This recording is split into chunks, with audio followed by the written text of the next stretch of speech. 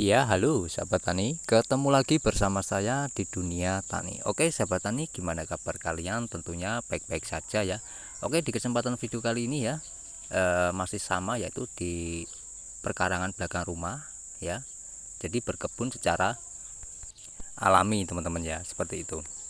Nah, oke, untuk di kesempatan video kali ini ya, saya akan kasih tunjuk ini adalah tanaman daun bawang dan juga kacang panjang dan juga sawi ya.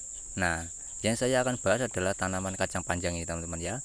Jadi di video kemarin tentang nutrisi, manfaat nutrisi untuk kacang panjang ya. Seperti yang di video kemarin sudah saya jelaskan dan sekarang saya perdalam lagi. Nah, oke. Jadi nutrisi ini bagi teman-teman yang baru menemukan video dunia tani pasti bertanya ya, dari air kelapanya muda ataupun tua. Nah, untuk air kelapa yang saya bikin adalah bahannya dari air kelapa dan juga kunyit ya. Air kelapa itu terserah teman-teman maupun sahabat tani, mau tua mau muda terserah. Yang penting SOP-nya dalam kemasan botol mineral yang tanggung ya teman-teman. Itu untuk kunyitnya hanya 1 on dan gulanya kurang lebih 2 sendok saja tuh.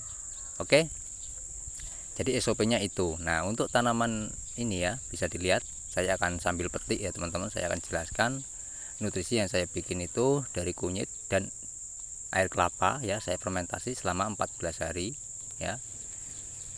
Dan untuk manfaatnya, tanaman kacang panjang buahnya itu semakin banyak teman-teman. Tuh bisa dilihat ya.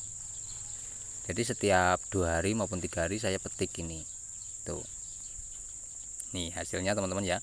Jadi untuk lahan di 3x3 meter ini tidak saya full kacang ya. Saya tumpang sari, ada sawi, ada cabai, ada juga daun bawang, kangkung dan kacang panjang ini.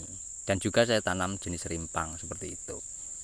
Seperti kunyit dan juga jahe, karena itu adalah jamu kalau menurut saya teman-teman ya. Oke. Jadi di video kemarin ya, ada yang bertanya juga tanahnya sangat subur. Nah, sebenarnya tanah subur itu sudah sering saya bahas teman-teman ya. Gimana caranya membuat tanah subur.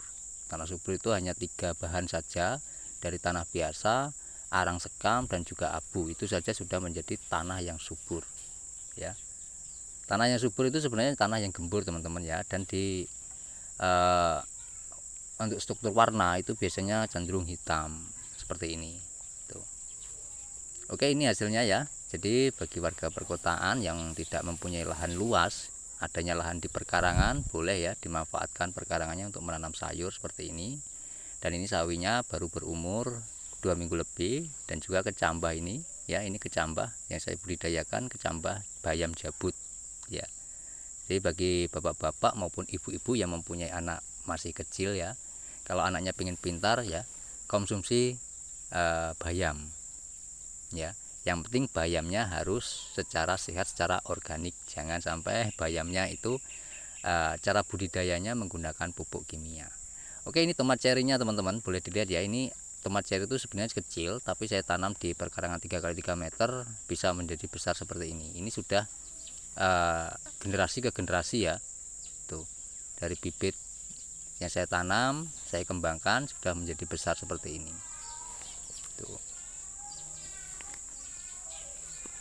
Oke ya. Jadi saya akan sambil perawatan daun bawang ini karena cuacanya sangat cerah ya. Kemungkinan 2 hari yang akan datang akan saya lakukan pemupukan lagi ya, setelah kemarin ya. Itu bisa dilihat ya, daun sawinya sangat gemoy, baru 1 kali pemupukan di video kemarin ya. 1-2 hari yang lalu sudah seperti ini kelihatan. Tuh. Itulah manfaat pupuk VOC ya. Kalau nutrisi itu buat tanaman cabai lebih bagus teman-teman ya. Kenapa saya bilang lebih bagus? Karena awalnya itu cabai saya kecil buahnya dan tidak panjang ya. Sebenarnya yang saya cari bukan hasil buahnya, tapi daunnya supaya bisa lebar, itu saja. Tapi yang terjadi setelah saya aplikasikan pada tanaman, nutrisi ini berguna untuk buahnya. Sama seperti kacang panjang, tapi lebih ngefek ya, lebih kelihatan banget itu di tanaman cabai rawit seperti itu.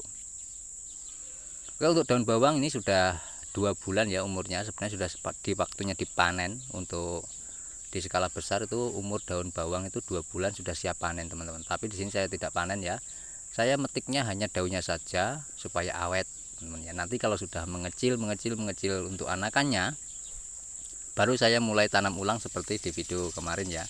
Ada di sini sebelah belakang saya ini yang baru tanam ulang, baru berumur 5 hari dan juga 3 hari ada teman-teman ya. Dan itu bebas busuk akar dan busuk batang. Nah, kenapa tadi saya bilang di awal video ya, gunakan media yang 3 komposisi ini, arang sekam ya, arang sekam dan abu dan tanah biasa. Tuh.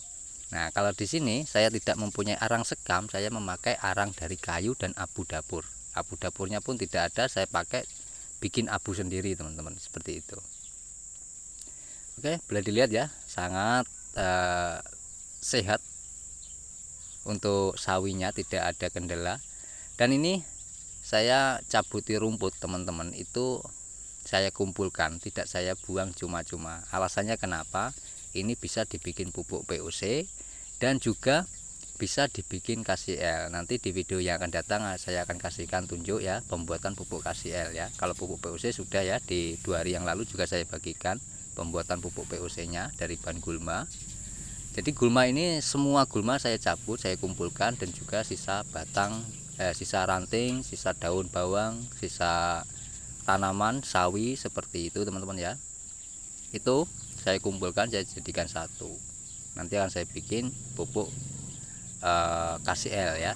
Di beberapa hari yang lalu sudah saya pernah bilang ya, bahannya baru mengumpulkan dan sekarang sudah mulai terpenuhi bahannya. Nanti akan saya buatkan di video yang akan datang teman-teman.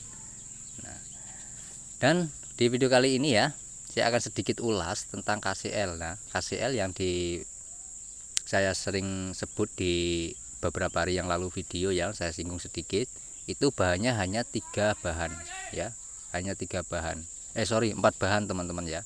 Tapi 3 bahan pun tidak masalah kalau teman-teman yang satu tidak punya tuh ya.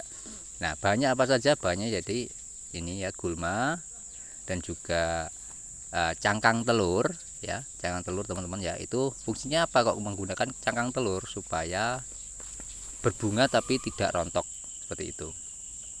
Oke, jadi satu ini diserang hama teman-teman ya. Hamanya ini biasanya ulat tanah. Ini tinggalnya kalau siang begini, ulatnya itu di dalam tanah. Kita mau cari siang-siang segini itu tidak akan ketemu teman-teman. Sebelum nanti biasanya setelah buka puasa ya, pasti akan kelihatan, dia akan keluar. Nah, itulah ulat tanah yang warnanya hitam. Ini yang makan adalah ulat tanah. Mudah-mudahan nanti sore saya akan cari ya, mudah-mudahan ketemu teman-teman. Tuh.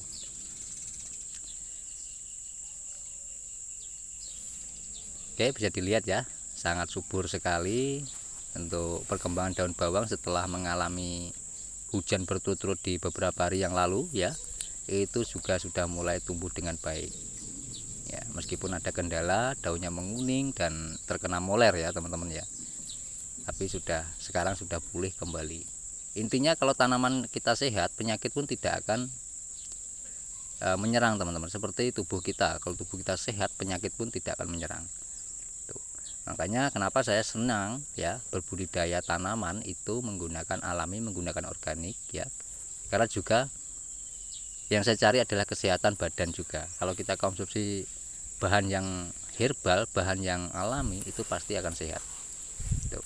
Oke, dari sini paham ya. Ini rumput ini saya kumpulkan ya, jenis banyak rumput ini, ada rumput teki ya, dan juga ada gerintingan juga saya kumpulkan. Nanti di video yang akan datang saya akan bagikan pada teman-teman. Oke, itu saja saya bagikan ya, semoga bermanfaat. Saya akhiri, wabillahi taufiq wal hidayah. Wassalamualaikum warahmatullahi wabarakatuh. Salam petani cerdas luar biasa. Terima kasih sudah menonton sampai selesai.